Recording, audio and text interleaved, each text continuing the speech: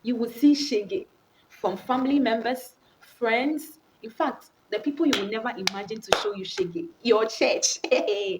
Hey girl, if you are a young lady in your early 20s and 30s and you are looking forward to building a godly relationship that will transform into a godly marriage, then this is for you. Lift your hands and just worship him. He deserves the glory. He deserves the honor. Hi, lovely people. My name is Gloriana Ayelitete. I'm a wife, a mom, an entrepreneur, a public health practitioner, and a worshiper. If you are new to this channel, please subscribe, turn on the notification bell, comment, like, and share. God bless you. If you're an OG, you know I love you so much. God bless you for sticking and staying. In today's episode, we are going to talk about the shocking things that you wouldn't be told when you are preparing for marriage. Hey, in this our Ghana, in this Africa, when you are preparing for marriage, that is when you will see shaky. You will see shege from family members, friends. In fact, the people you will never imagine to show you shege, your church. You will see all these things. But well, don't worry. That is why I'm here to tell you some of these things so that you can prepare ahead of time. Let's get right into it. He deserves the glory. He deserves the honor. Come on, worship. So I remember when I was getting married, there was this anxiety that I had about how I was going to approach my father, my mother about the idea of getting married. Because I was actually a bit young at the time, not so young. I had completed university, completed my national service, and I was around 23, 24 years. I was actually about turning 25 when I wanted to get married. You know, growing up as a young lady, being with my mom, I had always told her the age at which I wanted to do certain things. I've been that girl like from childhood. So I used to tell her when I'm 15 years, I'll do this. When I'm 20 years, that's when I'll start doing makeup officially. That's when I'll start wearing nails. And I actually stuck to those plans. So I told her that as for me, I want to get married at the age of 25. In fact, with that one, I was saying it because I mean, like, I'm that girl. I always want to set the goals and then meet those goals. So I told her at 25, I want to get married. I didn't know God was actually listening to that. So in the university, I met my husband. We started dating. It was a long distance relationship. It wasn't so difficult to do that because we were mostly in touch on phone calls, on text. There were a few challenges we had here and there, but God saw us through, and we decided to get married after my national service. Now we decided to marry with zero account. Yes, we had no jobs doing, nothing, and we wanted to get married. So when we brought up the idea to our parents, it was quite tough for them to take in. My mother especially. My mother was like, "Oh no, you can't. You can't get married. You're not even working. Where are you going to get the money? Your husband to be is not working. How is he going to take care of you? Blah blah blah blah blah blah." But you see, we've been praying about marriage. I remember I started praying about marriage from senior high school. Likewise, my husband. Even in the university, there was a period where any program I attended, they would make us pray regular. They will make us pray seriously into our marriage, and I was really praying. So I knew God was going to help us to achieve that goal. I didn't know how, but I knew God was going to do it.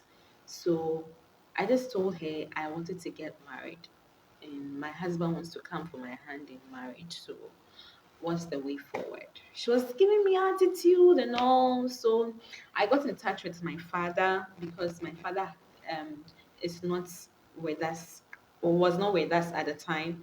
So I got in touch with him. He was like, "Oh, why not? Okay, oh, that's a good thing. Like, if you want to get married, that's fine. You're a young girl, you're God fearing. It's better than going to let somebody get you pregnant, all these fathers and those talks, blah, blah, blah, blah. And I was like, okay. Then he sent me to his um, elderly sister to go for the lists. Now, in the heat of all these things, we were both applying for jobs, and thankfully, God came through. Seeing if that is the reason why I said you should invest prayer into your marriage. Because when you invest the prayer, and when it is time to reap the fruits, you will see it with your eyes and you will enjoy of it. This is something I've experienced. If you do it and it doesn't work for you, come for me. Trust me, God does not let anybody down.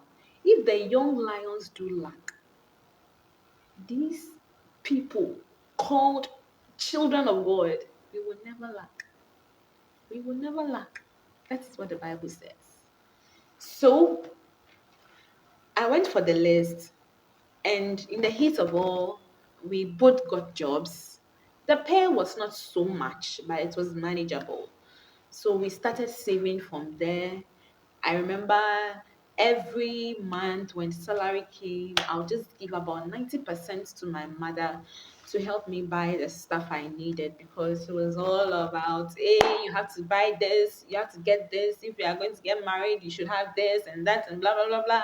And and because I didn't want her to be talking too much, and so I would just be giving her the money to buy me the things. She would do it reluctantly. As for me, I was just focused on my goal and trusting God, and that was on period. So we kept praying, and this is what happened. God brought the resources, God brought us the people, He brought us the help and everything we prayed about. To say that our marriage was sponsored is it's even an understatement. From food, water, drinks. Oh, come on. God just provided. God just provided. And our wedding day, my God, it was so spirit filled. The testimonies that came out of that marriage ceremony, in fact, that wedding, I wish I could get married again. That is the advantage we have as children of God. When we pray, God listens. If you keep yourself, you keep your trust, your focus on God, and allow Him to help you achieve your goals, hey, it go loud, everybody go hear am. In fact, when we're getting married, our hashtag song was God no go shame us. Until date, we are about almost 5 years into our marriage. This year will be our 40 years of marriage, and God has been so wonderful. God no go shame us. Till date, when my mother hears that song, she'll be like, "Hey, Gloria, that's your song," and she'll start dancing. Even my mother had to come along. All the naysayers, all the people who didn't believe, who had fears, who were not so sure that getting married at a young age was actually a good thing, they all came along, and they witnessed with their eyes the glory of God. So don't give up. If you're a young girl, you are trusting God to help you get married. You are in a godly relationship. You've had a loving person that you want to settle down with, but the finances are not there. I mean, like, whatever you are trying to do, it looks like it's not working. Go on your knees, start praying. Call on your God and He will answer you. He will show you great and mighty things you do not know. He is able to do exceedingly abundantly and above all, according to the power that worketh in us. Don't give up. Don't give up. God is able to do. Well, I digress. So I was talking about the shocking things that you're going to experience. This is just one-sided, like the financial drain, the financial demand that comes with preparing for a wedding, preparing for marriage. It's not child's play. That is why you have to, the violent taketh it by force. You have to come from a spiritual aspect, especially if you are not seeing the finance well. You get me? Uh-huh. So I've used my story as an encouragement for you that God can actually do that. But what can you also do to help yourself? Don't be a spendthrift. Save, save, save, and invest. Save, invest, save, and invest. It's very important that you don't spend everything in your mouth. The little you get, if it's a utensil you can buy it and put it down. If it is a dress you can buy, you put it down. If it is, sorry, if it is a jewel you can buy, you put it down. I mean, like you pull everything small, small, small, small, and before you know it, God has done it. And sometimes too, I mean, family members, friends can rise up against you the moment you make up your mind to get married. This is why prayer is always the key. You need to pray even before, even to know who to tell about your plans to get married. Because trust me, that is when the enemy is going to shake himself and prove that yes, hey, what time watching? He's been wanting you for so long and you brought yourself. In fact, it looks like I don't know how the thing works, but it's like you become vulnerable immediately you say you want to get married, especially into a godly marriage. Hey, you should be ready for war. It will shock you the number of family members that you think you are cool with, you think you are okay with, you don't have problems with them. All of a sudden, they begin to have issues. They start to make demands that are beyond reasons.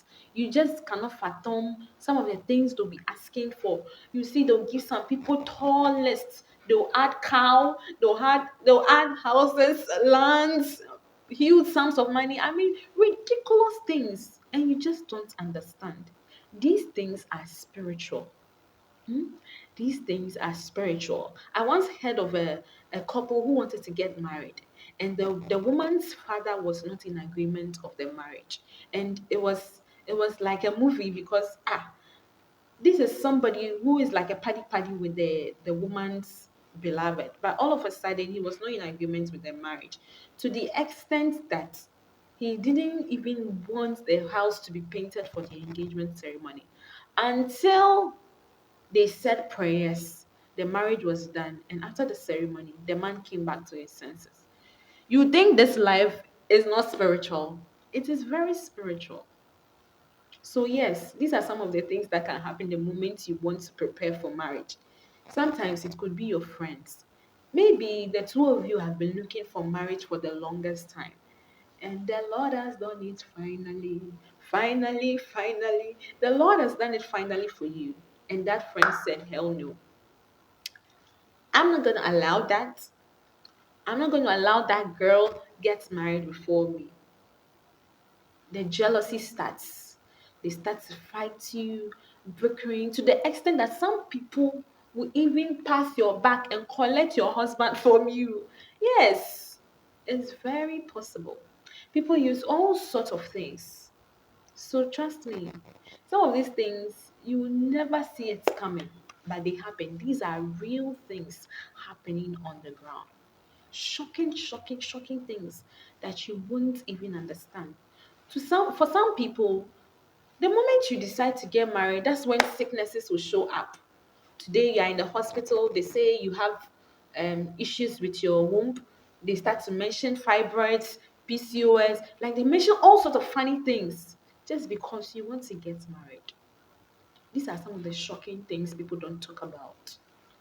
The reason why it is very important for you to pray, even before you start to prepare for marriage. Yeah. Okay. Thank you so much for watching today's episode. I'm going to come your way with more exciting episodes that are going to awaken you, equip you, and help you to prepare adequately for a godly marriage. God bless you, and I love you. Bye. Open your mouth and begin to speak to him. Come on, open your mouth and let the spirit just begin to flow out of you. My heart